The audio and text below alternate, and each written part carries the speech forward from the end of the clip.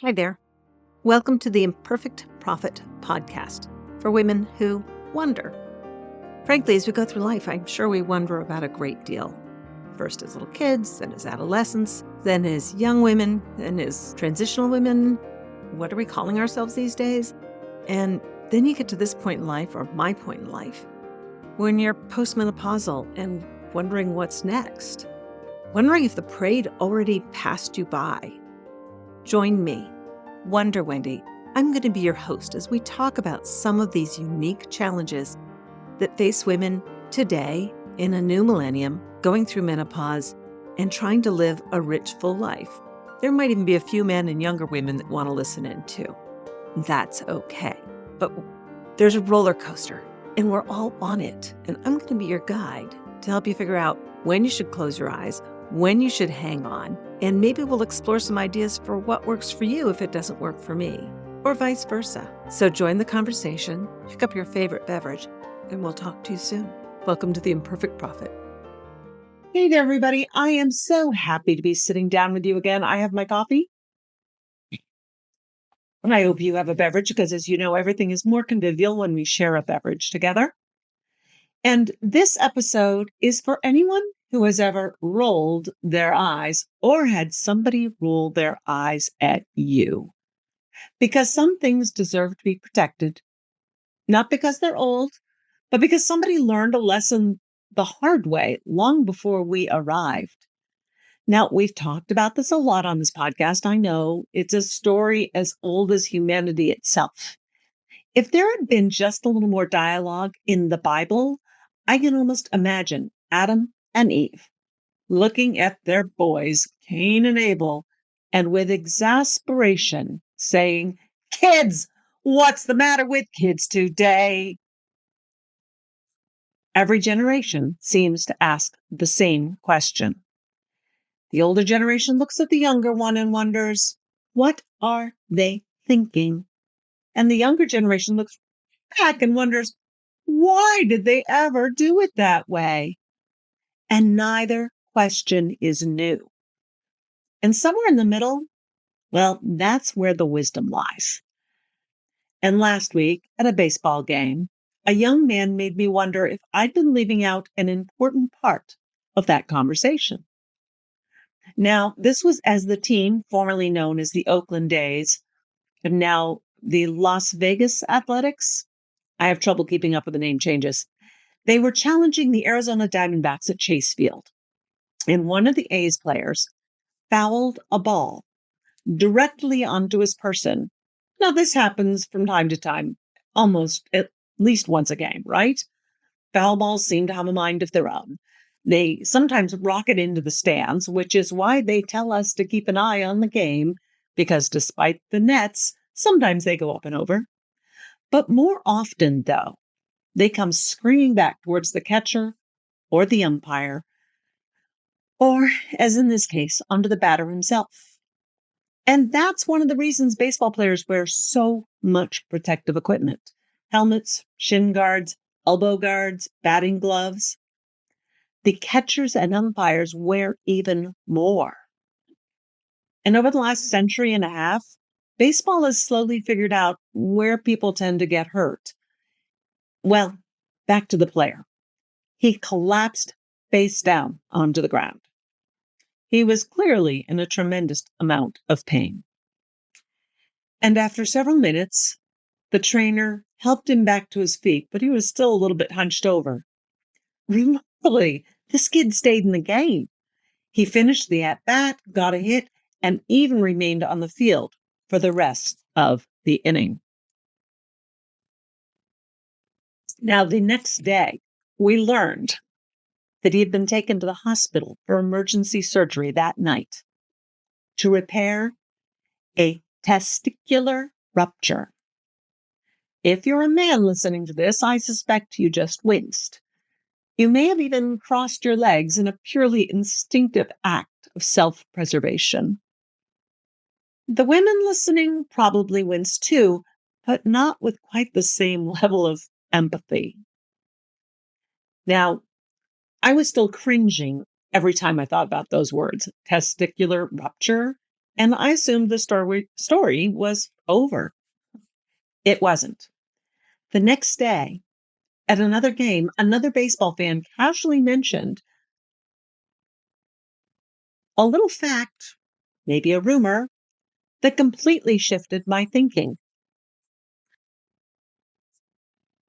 and ultimately made it necessary for me to say the words testicular rupture several more times on this podcast.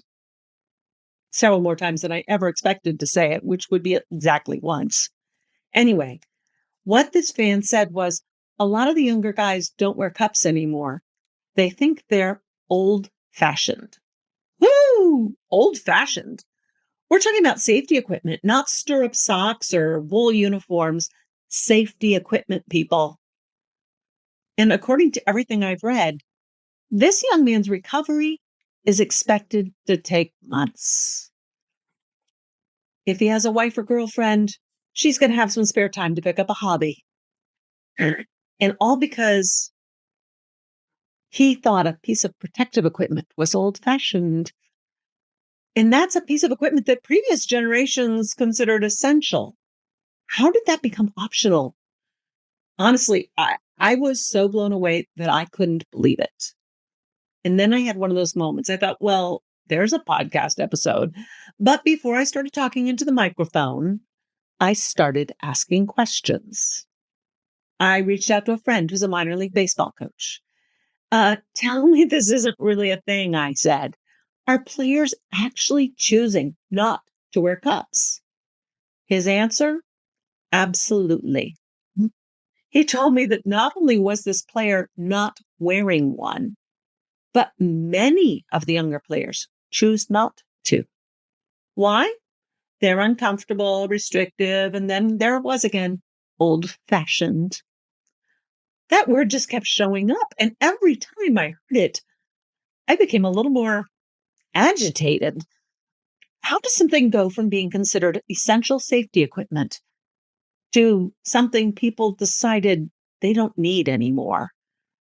And that question has very little to do with baseball. Last fall, when Skip was getting ready for fantasy baseball camp, and yes, before you ask, they actually play baseball. It's not like fantasy football where you sit on the couch and yell at the television. No. And one of the first things we did was make sure he had all the right gear, including a cup, people. And fantasy baseball camp isn't just for men. Women play too. Not me, but there are women who go out and play. But for the participants who require this particular piece of protective equipment, seems like a pretty obvious choice. And they aren't even facing 98-mile-per-hour fastballs. Major league players are.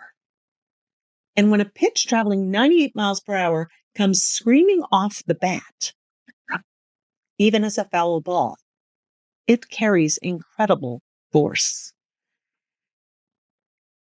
Now, let's go back to why it became optional to wear a cup. It's not because someone invited something better. There's been nothing better invented except for the way they wear them, which I don't wear one, so I won't get into that, but you can research it if you feel strongly about it. And it's not because baseball suddenly got safer.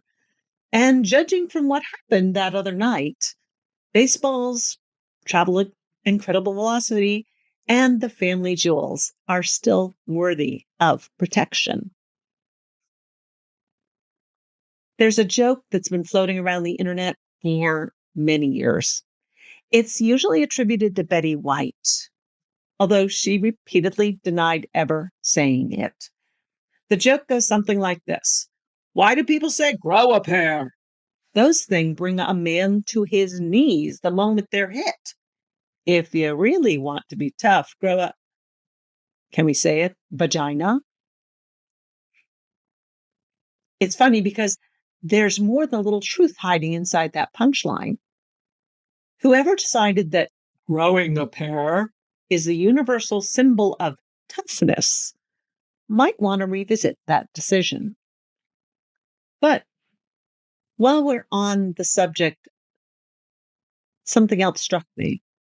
When I first started writing this episode, I almost quoted Betty White without a second thought. I've heard it so many times attributed to her that I simply assumed it was true.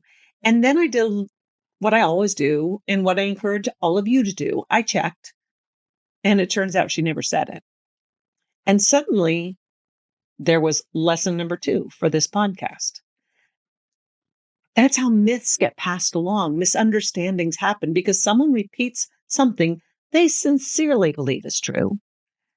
And then someone else repeats it, and then someone else. And pretty soon it becomes common knowledge. We all knew Betty White said that, right?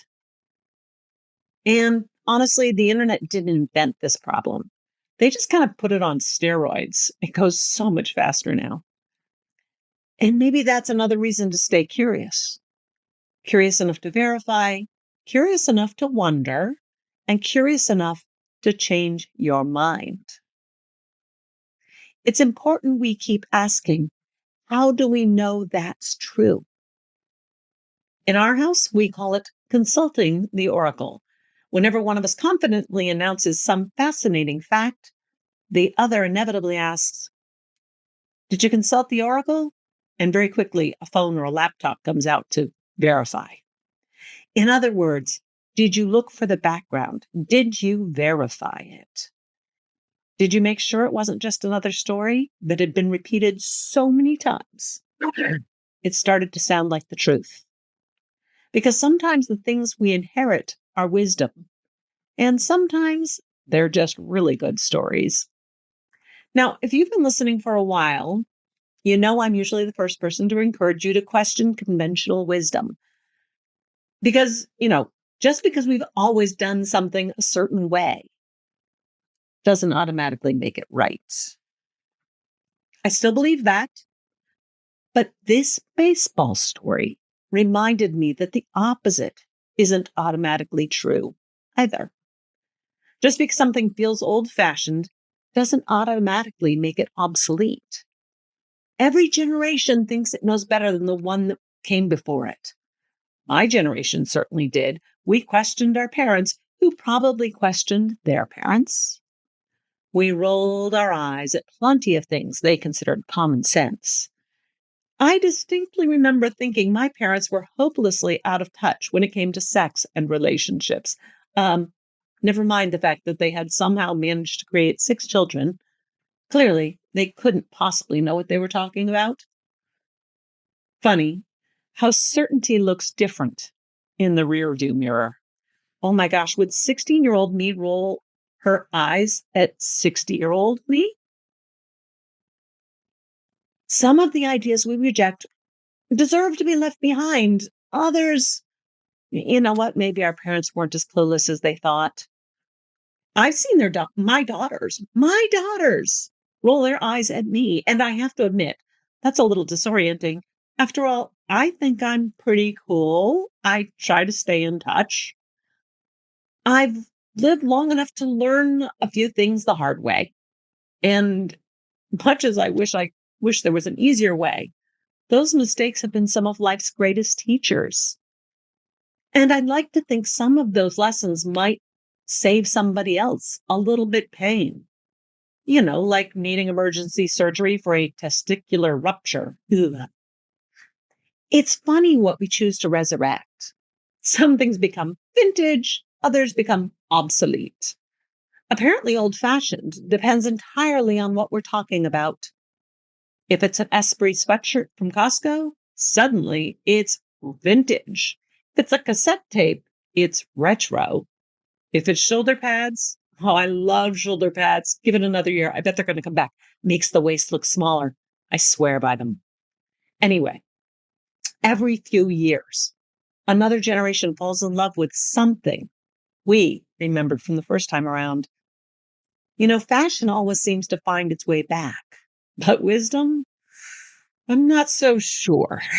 Over time, we forget the story. We only remember the equipment. And after a while, someone says, that's uncomfortable. That's old-fashioned. Maybe that's not necessary. That's the real danger. Not that we question old ideas, because we should. The danger is forgetting why they existed in the first place. Every piece of protective equipment tells a story.